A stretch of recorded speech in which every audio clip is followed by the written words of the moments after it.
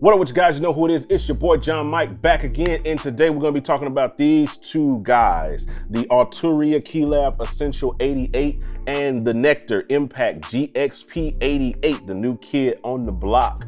You can check my review that I did on both of these. I'll drop them down in the description, up in the cards for you guys to be able to check out. And I think you'll enjoy it because these are really dope boards. So the reason that I want to throw both of these in a head-to-head conversation is because they both live in the same price range. Currently, you can get the Impact for $299 and the Keylab Essential for $349. So you got a $50 difference in the price. But like I said, they live in the same price range. So you're talking about $50 difference. Which one is going to get your money? So let's dig in deep and let's talk about what one has versus the other, and hopefully I can help you make a decision. So of course, the Impact is more minimalist when it comes to control and all of those different things. And the Keylab is just what you get when you need something that's going to give you control. I mean, here you have pads, you got faders, you got knobs, you got big knob encoders, you got presets and things. You got pads, you got all transport controls, you got pitch bend, mod wheel. You have a ton of stuff on that, you know what I mean? And then here on the Impact, you have just this one little kind of encoder. You got these little 9 buttons that you can kind of do 10 buttons that you can do something with. You got some other buttons here. And this one kind of volume thing and transport controls. So when it comes to control, the clear winner, of course, is the Keylab. So of course, they both work in all DAWs. So if you want to use these in Logic or in Pro Tools or Studio One or Cubase, they're all going to have their respective connections and modes in those DAWs. So they all work with all DAWs. It just depends on which one you need to be more control friendly. If you're a guy that's you're a control freak and you want to be able to push up knobs and faders, or maybe live, if you're talking about the live scene and the ability to have a keyboard that's got faders where you can push up sounds and mute sounds or bring them down, control, volumes, and do those different things, launch clips in Ableton maybe, or in Main Stage or whatever, performance DAW that you choose to use. This one is going to offer the clear choice for control options. So let's talk about in and out really quickly. So the Arturia, it has a MIDI out, a sustain, a USB port, and a power adapter. Whereas on the Impact, you're getting a sustain jack. You're also getting a volume pedal. You're getting a MIDI out. You're getting USB. You're getting power. And what I really like about it, a power switch. One of the really annoying things to me about the Arturia is the fact that it does not have a dedicated power switch. Now, that might not seem like something major to you, but what happens is, because I use this in my studio, in my main, studio area where I'm recording and stuff. And so this, stays plugged up to my computer. So at night, when I leave the studio, the only way to turn this off is to unplug it.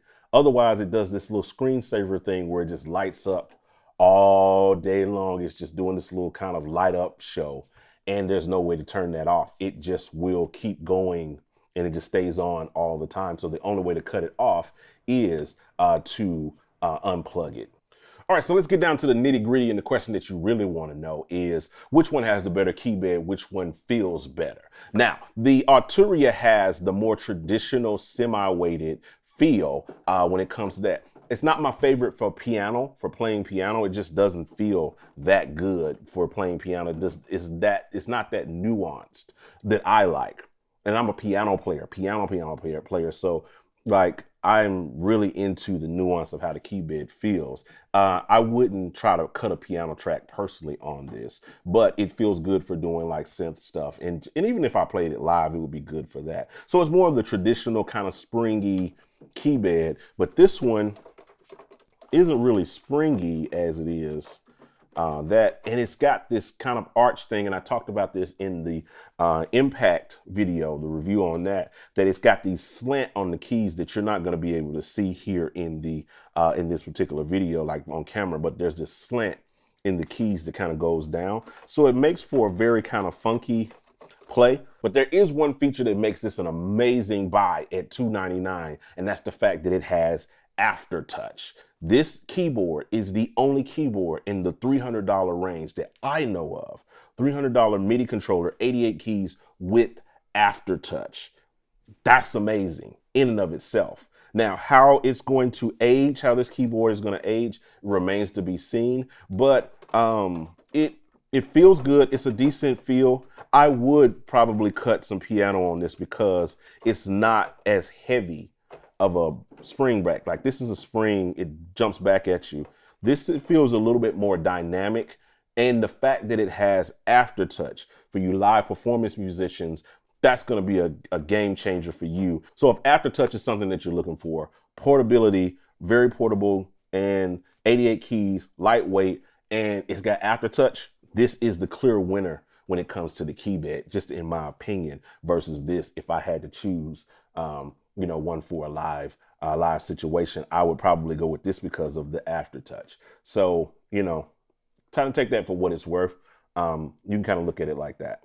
So I wanted to hop over here really quick to the computer and talk about the software. Now, the Nektar kind of comes with this Nektarine software, which is kind of like their version of Complete Control or Analog Lab. It's like a standalone kind of player. You also get Cubase with it. So you get a DAW with it, and you get this virtual synthesizer and this kind of stuff that kind of comes with Retrolog 2. So you're getting a few pieces of software, and I didn't really cover this in my last video on GXP, but we'll do another video where we'll dig deeper into this software and specifically using it with the Nektar. But the Arturia kind of comes with the standard, Arturia package, which is Analog Lab, Ableton Live Lite, and UVI Model D.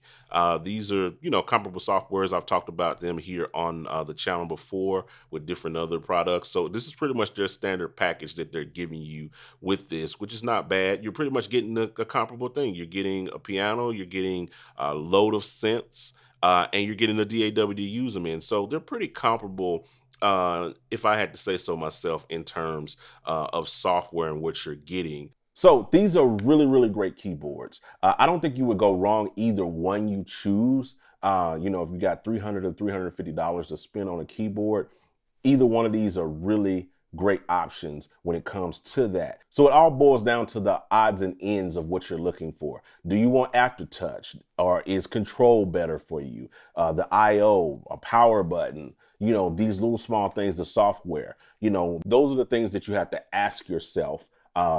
Is this what I need? Is this what I want? So I really hope that helped you. Hope that gave you something that you can think about, help you make a decision on which one of these that you want to buy. So you know how we do on these videos. You got to hit the like button, hit the share button, turn on notifications, drop a like and a comment, all of that stuff below. We'll talk to you guys on the next one. I'm out. Holla at your boy.